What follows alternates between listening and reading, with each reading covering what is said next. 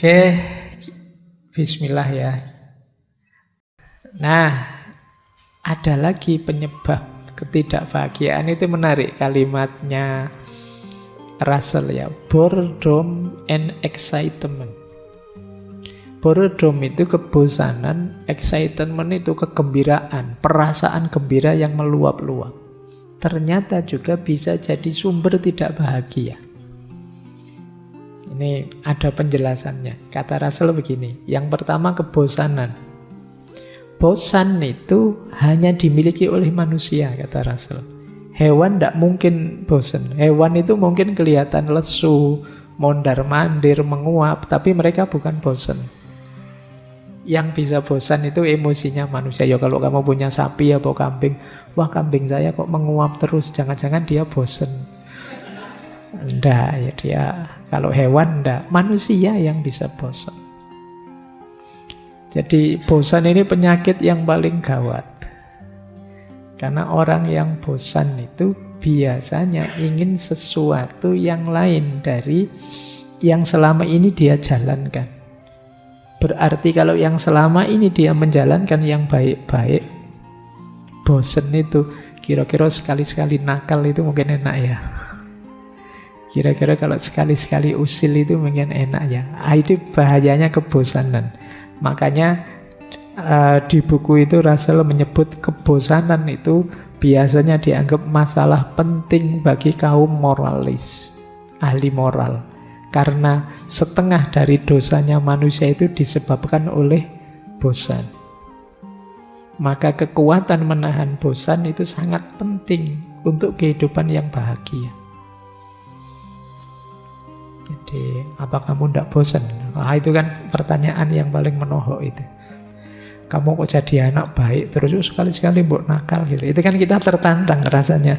Iya ya, kayak gimana rasanya? Mesti begitu. Makanya dalam agama itu kita ditekankan sekali bolak-balik dipesan untuk istiqomah. Kenapa begitu? Karena manusia punya rasa bosan. Sesuka apapun kalian dengan sesuatu, kalau itu kalian ulang-ulang terus, pada akhirnya akan bosan. Itu kalau pakai bahasa ilmu neurosains itu, ya hormonnya sudah tidak diproduksi lagi kalau terus-terusan dipakai. Sifatnya hormonal, rasa senang meluap-luap itu ya, pada saatnya akan bosan. Mbok kamu misalnya punya pasangan atau punya pacar cantiknya luar biasa. Begitu nembak diterima langsung pacaran. Tahun pertama masih meluap-luap. Tahun kedua mungkin tinggal setengah. Tahun ketiga biasa. Kalau tahun pertama engkaulah segalanya satu-satunya,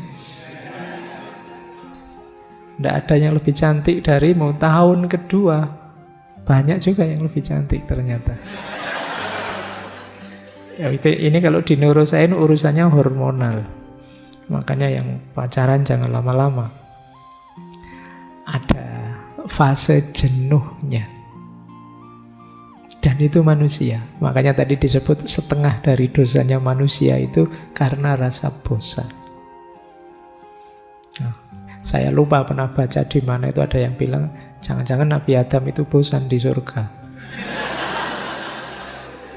Digoda setan kok ya mau-maunya itu loh. Mbok kamu nyoba ini, pohon itu kan ceritanya begitu.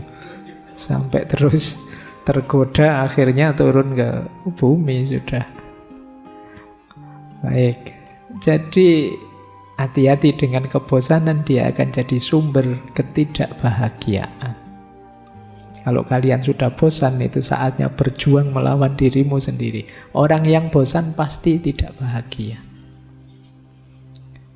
Kalian yang kuliah, semester awal masih semangat. Biasanya kalau semester 1, 2 itu kelasnya penuh. Begitu 3, 4, 5, mulai kelasnya tinggal separuh, 6, 7, 8, lebih sedikit lagi. Nanti mulai ke kampus lagi semester 13, 14. Karena sudah terpaksa mau kena DO. Kenapa begitu? Jenuh. Jadi tantangannya kebaikan itu rasa jenuh. ternyata kata Russell, kegembiraan juga begitu. Kegembiraan itu kalau berlebih dan berulang, lama-lama juga bosan. Jadi kegembiraan itu kebalikannya rasa bosan sebenarnya. Bosan dan gembira itu kan beda. Tapi kegembiraan ini kalau melampaui batasnya atau berulang terus-menerus, maka yang datang juga kebosanan. Kata Russell, gembira dalam waktu tertentu memang bermanfaat, tetapi terlalu sedikit menimbulkan keinginan yang tidak wajar, terlalu banyak capek. Kamu capek kenapa? Saya capek gembira, Pak. Seneng kok saya ini terus-terusan, bosen lah, Pak. Kalau sudah terus-terusan itu tidak ada rasanya sudah. Sepak bola kok menang, besok menang lagi, menang terus, biasa sudah. Ada berita klubmu menang, nggak kaget. Yang enak itu kalah terus-terus menang, itu seneng, luar biasa. Iya kan, terus kalah lagi, menang lagi. Jadi tiap kali menang kita pesta. Karena memang selama ini tidak pernah menang. Nah, jadi kegembiraan itu kalau terus-terusan tidak ada rasanya. Buahnya jadi kebosanan. Ini agak tragedi, ternyata gembira juga bisa jadi sumber tidak bahagia kalau limitnya sudah terlewati. Dari gembira bisa jatuh pada bosan. Hidup yang tidak dinamis juga bisa jatuh pada rasa bosan. Karena manusia itu punya sifat ingin tahu, ingin mengeksplorasi, menjelajah hal-hal yang baru. Mengulang sesuatu terus-menerus itu pasti bosan. Sebaik apapun perilaku kita, perbuatan kita, kalau diulang-ulang, itu akan melahirkan kebosanan. Cirinya bosan itu biasanya hilang rasa. Rasanya sudah tidak seperti awal-awal dulu. Ya tidak harus dengan pasangan ya. Amal baik saja apa wis. Sholat, tahajud. Belum pernah tahajud Pak saya. Cobaan tahajud. Begitu tahajud, iya Pak, batin saya tenang, rasanya nyaman sholat malam hari. Yo istiqomahlah kira-kira 2-3 bulan. Itu nanti di bulan ketiga, gimana rasanya? Sudah biasa Pak, sudah. Itu manusiawi. Makanya dalam agama kita diperintahkan istiqomahlah. Istiqomah itu pertarungan melawan kebosanan. Jadi ya termasuk ngaji-ngaji seperti ini kan jane yang membosankan tuh. Tiap Rebo harus ke sini capek-capek, terus harus mikir, harus itu. Itu saya loh ya. Jadi ya kan yo mboseni to gini terus. Tapi yo gimana lagi, yuk diistiqomahi wong barang apik kan begitu. Kemampuan menaklukkan diri kita sendiri. Jadi inilah penyebabnya tidak bahagia. Cari strategimu sendiri ya untuk bisa mengalahkan kebosanan ini. Karena dia jadi sumbernya ketidakbahagiaanmu. Terus lelah. Wah, ini banyak sekarang yang pakai diksi lelah ya. Lelah saya Pak itu. Lelah apa enggak ngapa-ngapain kok lelah. Yang dimaksud oleh Russell dengan kelelahan di sini, lelah karena pikiran yang tidak stabil dan kecemasan-kecemasan yang tidak perlu. Itu melelahkan. Keraguan-raguan dan kecemasan itu melelahkan. Jadi kalau hidupmu serba ragu itu kan capek. Misalnya, kalian pengen minum saja. Tapi kalau mendadak ragu-ragu, minum enggak ya? Minum enggak ya? Kan terus cuma sekedar pengen minum terus jadi capek. Ini enaknya saya bolos kuliah apa masuk ya? Bolos apa masuk enak? Kamu mikir berjam-jam gitu dok. Kan capek. Mbok yo kalau bolos gitu aja kan selesai. Tapi karena pikiranmu bolak-balik, kecemasan yang tidak perlu, ya sudah kamu hidupmu lelah. Hari ini orang menyebutnya overthinking. Overthinking kan melelahkan. Wong kamu tinggal milih A apa B, gitu aja pikirannya terlalu panjang. Iya atau tidak, iya atau tidak. Gitu kan. Terus kamu bolak-balik dengan argumen, kalau ini begini, kalau itu begitu, pada akhirnya yang bulat lagi. Nah, kecemasan dan keraguan itu melelahkan. Banyak kekhawatiran itu bisa dikurangi, kata Russell, kalau kita sadar betapa tidak pentingnya hal-hal yang menyebabkan kecemasan. Coba kamu sebut, kamu cemas itu karena apa? Kata Russell, nanti kecemasanmu itu akan terbukti bahwa tidak terlalu penting. Cemas masa depan, ya tidak jelas. Buktinya ada orang yang hebat, masa depannya juga tidak sehebat masa lalunya. Ada orang biasa-biasa, masa depannya luar biasa. Nah, jadi tidak ada yang seperti yang kita bayangkan kecemasan kita. Kamu pasti bisa kok melampauinya, melewatinya. Wong yang lebih sulit saja masalah kamu bisa melewati. Apalagi masalah sesimpel ini. Itu yang dikatakan oleh Russell. Jadi betapa tidak pentingnya kegelisahanmu terhadap hal kecil-kecil yang tidak perlu. Wong cuma milih warung apa angkringan untuk makan malam ini saja kamu mikirnya kayak mau ujian skripsi. Tidak penting. Ya kalau urusannya besar mending. Kadang-kadang kecemasan kita itu hal-hal kecil yang tidak perlu. Itu yang membuat kita lelah. Kata Russell, orang bijak itu memikirkan masalahnya jika ada tujuan dalam melakukannya. Di lain waktu dia memikirkan hal-hal yang lain. Atau kalau sudah malam hari ya dia tidak usah mikir apa-apa, tidur. Itu namanya orang bijaksana. Tahu kapan saya harus mikir, kapan harus tidak usah mikir. Kapan mikir ini, kapan mikir itu. Itulah orang bijaksana. Nah, kata Russell lebih sadis lagi. Salah satu gejala orang gangguan jiwa itu orang yang meyakini bahwa pekerjaan sangat penting dan libur itu mendatangkan masalah. Kualik, kata Russell. Libur juga penting, kerja juga penting, tapi banyak yang cemas. Saya harus kerja keras ini Pak, saya harus mencapai ini, mencapai itu, sampai tidak sempat liburan.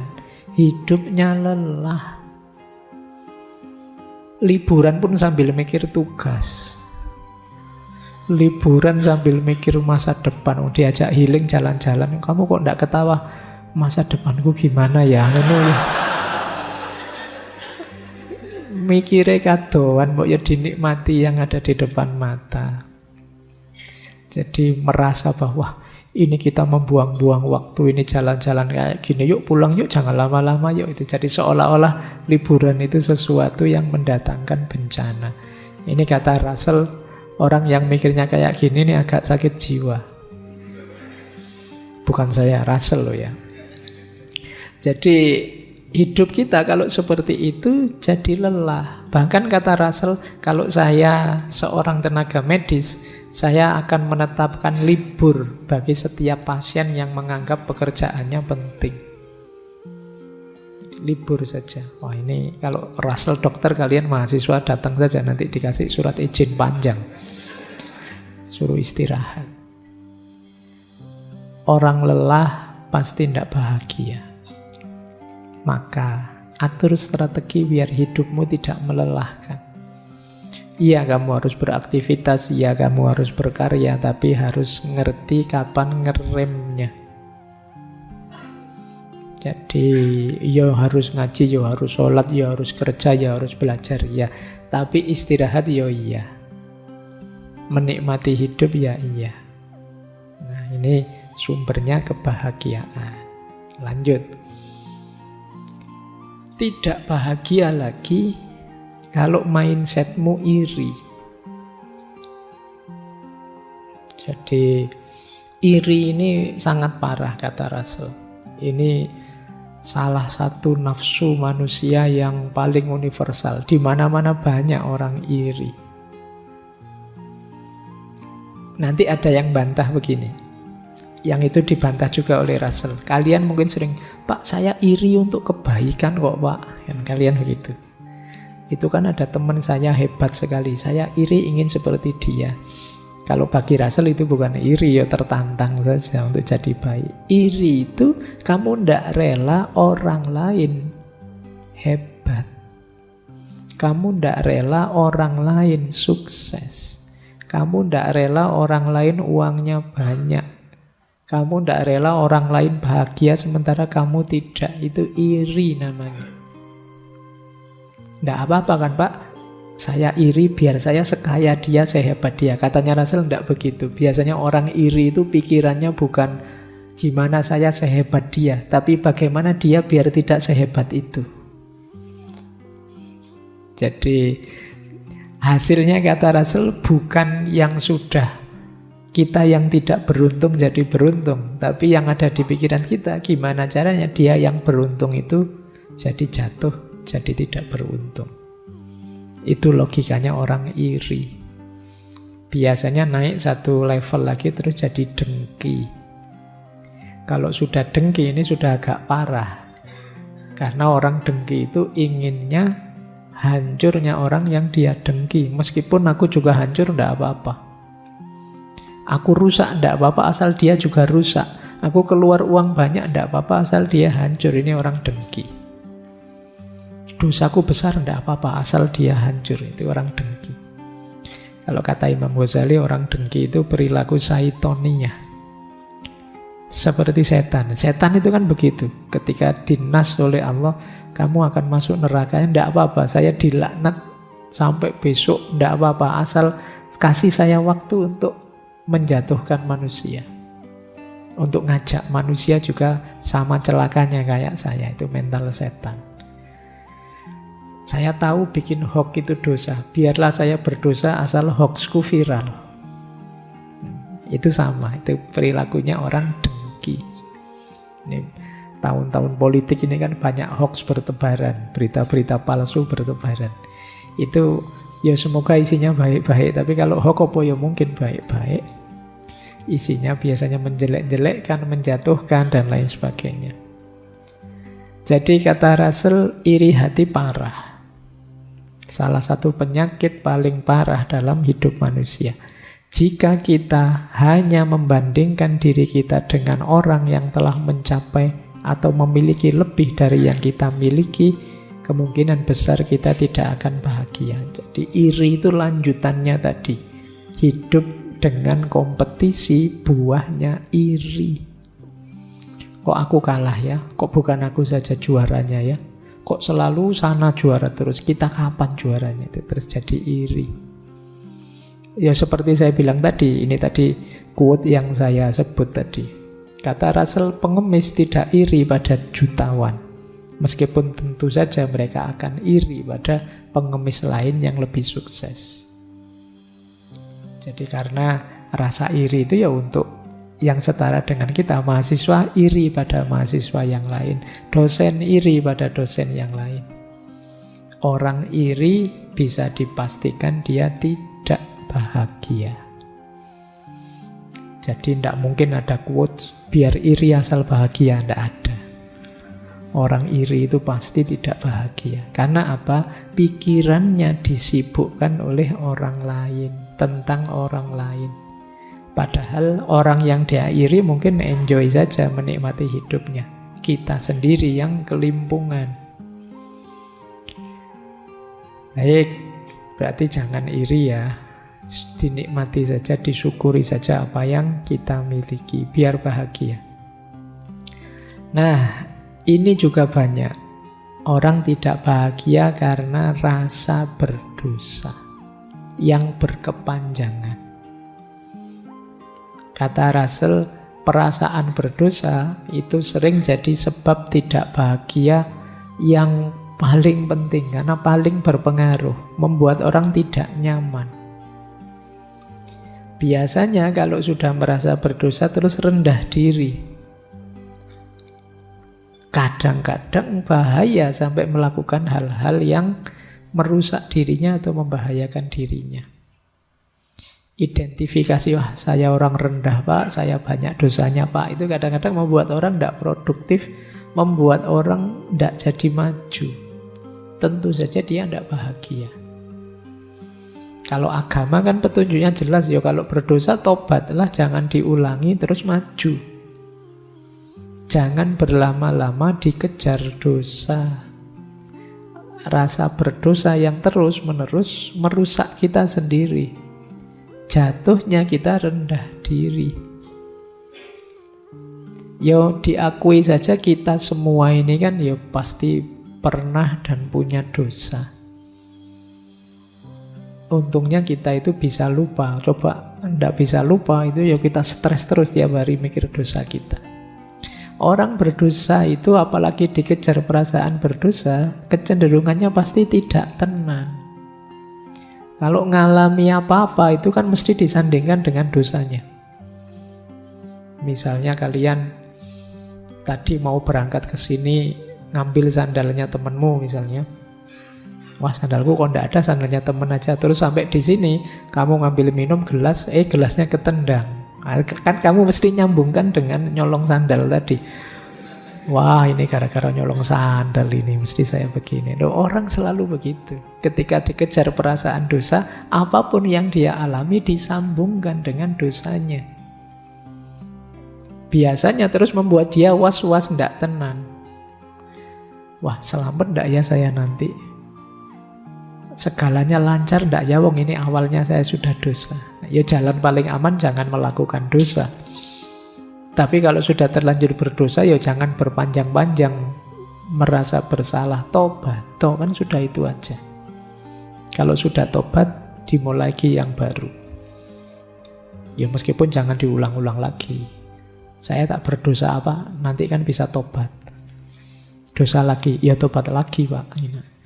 Ini namanya menyepelekan. Jadi ya memang nawa itu Pak saya tidak akan mengulangi. Kok terus kepepet berdosa lagi? Khilaf Pak. Ya saya tobat lagi, tidak apa-apa. Jadi paling tidak bukan yang disengaja. Tapi rasa berdosa akan menyiksa kita. Maka atasi ini. Entah dengan cara bagaimana yang cocok dengan mindsetmu, tapi jangan hidup dengan kesadaran guilty consciousness. Rasa berdosa yang berkepanjangan maksudnya, bukan rasa berdosa dalam hati bahwa kalau saya salah ya merasa salah, ini tetap harus hidup. Tapi rasa dikejar dosa itu membuat orang tidak bahagia. Baik, ini masih penyebab-penyebabnya. Nah ini menarik. Saya tidak menerjemah, mungkin kalau di buku ada terjemahnya. Persecution mania. Ini istilahnya ya, ini mungkin setara dengan mancing mania ini. Persecution mania itu nama lainnya persecution delusory. Merasa bahwa orang lain itu akan menyakiti dirinya. Jadi merasa bahwa orang itu cenderung mempersekusi dirinya. Mempersekusi dirinya. Kalau ada orang ngomong dia, mesti ngomong aku itu, mesti ngomong aku. Itu persecution mania. Mesti bohong itu kalau sama saya mesti. Jadi selalu merasa dikejar-kejar orang lain yang ingin menyakiti dia. Ya tentu saja kalau kita punya mindset seperti ini kita tidak akan bahagia. Biasanya pikiran seperti ini membuat kita pasang kuda-kuda terus. Kadang-kadang lebih agresif. Sebelum saya disakiti tak sakiti dulu saja. Nah, jadi ini juga membuat orang tidak bahagia.